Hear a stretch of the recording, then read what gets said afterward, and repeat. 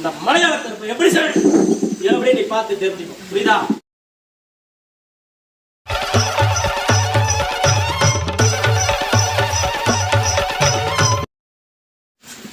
கருப்பசாமி என்ன சார் கலக்கம்? என்ன சாமி கலக்கம்?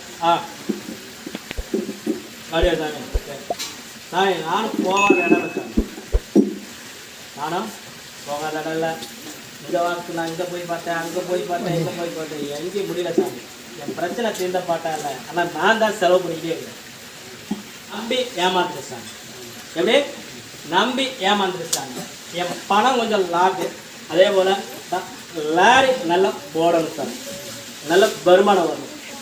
என் நாட்டை குடைச்சவங்க இல்லை சாமி. தப்ப என்ன கீழே இல்லை சாமி.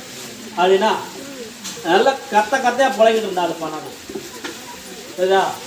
இப்போ ஒரு பட்டாணிகளை வாங்குறதுனால யோசிச்சு வாங்க. எப்படி அப்படி சொல்கிறார்.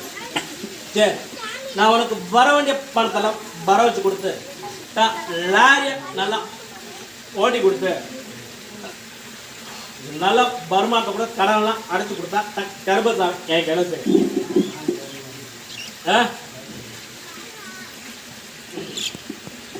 கருப்பசாமி ஏன் சாமி ரெட்டை கடை கட்டியா? நீ உனக்கு நான் வாங்கி தராமல் நீ செய்ய வேணும். புரியுதா? உன் கையில் படம் வாங்கி கொடுத்தவங்க தான் நான் வாங்குவேன். புரியுதா? நீ அதில் வாங்கி கொடுக்காம நீ எத்தனை லட்சம் கொடுத்தா நான் வாங்குவேன். புரியுதா? கண்டிப்பாக வாங்கிக்கிறேன். வேறு என்ன விளக்கம்? பிள்ளைங்கள்லாம் படிக்கணுமா? படிக்கும். சரியா?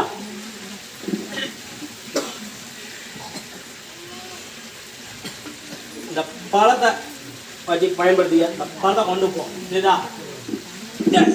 இத்தனை இடத்துக்கு போன இந்த மலையாள கருப்பு எப்படி சார் எப்படி நீ பார்த்து தெரிஞ்சுக்கோ. புரியுதா?